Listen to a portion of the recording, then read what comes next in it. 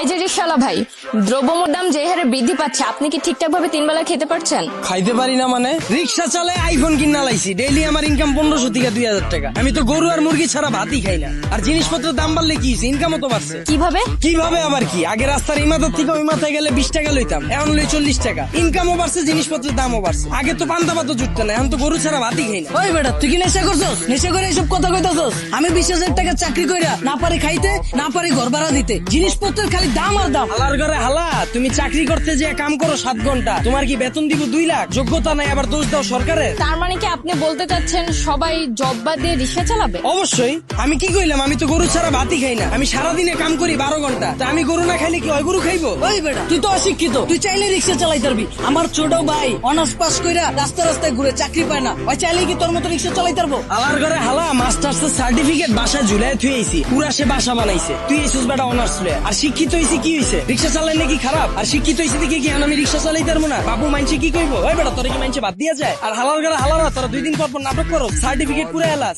Honours masters pass করছো টাল্টিবেল্টি করে, চাকরি পাবি কইতে? যারা পাওয়ার হেরা পায়, এরা নিজেরা ওইভাবে তৈরি করে। তোরা 10 লাখ বেকার ঘুরো স্কিল লিগা, সরকারের দোষ দা স্কিল লিগা। তোরা যখন বুঝছস যে তগরে দিয়া পড়ালে হইব না, করতে গেছিস কে জোর কইরা? ও বুঝছি, সার্টিফিকেটের লেগা না? বিয়ার সময় যেন কইতে পারো যে আমি গ্রাজুয়েট, আমি ইঞ্জিনিয়ার, আমি শিক্ষিত। বন্ডামি বাদ দিয়া তোর বাইরে রিক্সা লয়ে বেরিতে। তার মানে আপনি কি বলতে চাচ্ছেন, আপনি নিজেও অনার্স মাস্টার্স কমপ্লিট করছেন, কিন্তু নিজেকে ওইভাবে তৈরি করতে পারেননি, যার কারণে আপনার জব হয়নি? হ্যাঁ অবশ্যই, মিছা কথা কমুকে। আমি নিজের ওইভাবে তৈরি করিনি, আমি জবও পাইনি, আমি রিক্সা চালাই না শুরু করছি। আর এই যে 10 লাখ বেকার ঘুরতেছে, একটাও কি বুকে হাত দিয়ে কইতে পারবো নিজে সর্বোচ্চ চেষ্টা করছে? আর এই যে 10 লাখ বেকার ঘুরতেছে, একটা বুকে হাত দিয়ে কইতে পারবো নিজে করে ওইভাবে তৈরি করছে, নিজে করে সর্বোচ্চ চেষ্টাটা করছে, তাও চাকরি পায় নাই? সারা রাত খেলছে কার্ড, সারাদিন গার্লফ্রেন্ডের সময় দিছে, ওরা চাকরি পাইবো কইতে? যারা পাওয়ার হেরা পায়। আর গ্রাজুয়েশন কমপ্লিট করছিস ভালো কথা, বইয়ের রিস্কে ব্যবসা কর, উদ্যোক্তা হ, ঝুঁকি ল, হাজার মানুষের লেগে রাস্তা খোল, এসব বন্ডামি বাদ দে। কিন্তু বাংলাদেশের মতো এরকম গরিব দেশে দ্রব্যমূল্যের দাম বাড়াটা কি স্বাভাবিক? ভাই খারাপ। এই দেশ গরিব দেশ কেটা কইছে আপনাদের? এই দেশে 150,000 কোটি টাকার সিগারেটই বিক্রি হয়। বিশ্বের ভিতরে 5 নাম্বার বিড়িখোর বাংলাদেশ।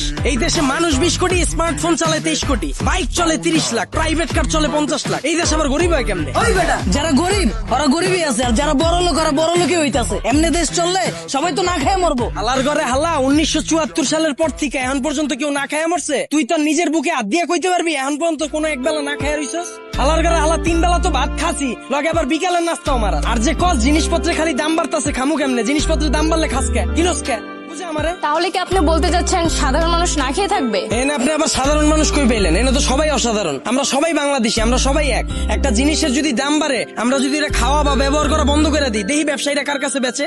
যখনই আমরা খবর পাই কালকে থেকে পেঁয়াজের কেজি 20 টাকা বেড়ে যাবো, ওই দিনে যাই আমরা দোকানে ভিড় করে লাই। তো দোকানদাররা তো আমরা বুঝেই দিতাছি, পেঁয়াজের কেজি 20 টাকা হোক আর 2 লাখ টাকা হোক, আমরা কিনা খামুই। যেটা মার্কেটে চাহিদা বেশি থাকবে, ওটার দাম তো বাড়বেই। আমরা যদি সিদ্ধান্ত লই আমরা খামু না, ব্যবসায়ীরা বেচবো কার কাছে? আর পৃথিবীর যখন জন্ম হয়েছিল তখন কি এত খাওয়ান দাওয়া ছিল? তখন কি এত বার্গার ছিল, পিজা ছিল? তখন কি মুরগির কালাবুনা ছিল? কে মানুষ শাক পাতা খায় বাচ্চা রইছে না? আর সরকারের দোষ দিয়ে লাভ কি? আমরা জনগণ নিজেরাই তো চুতিয়া। একটা জিনিসের দাম বাড়লে আমরা ফ্রিজ ভরা শুরু করে দিই, ফ্রিজ ভরা বন্ধ করলে এমনি সবকিছু ঠিক হয়ে যাবে।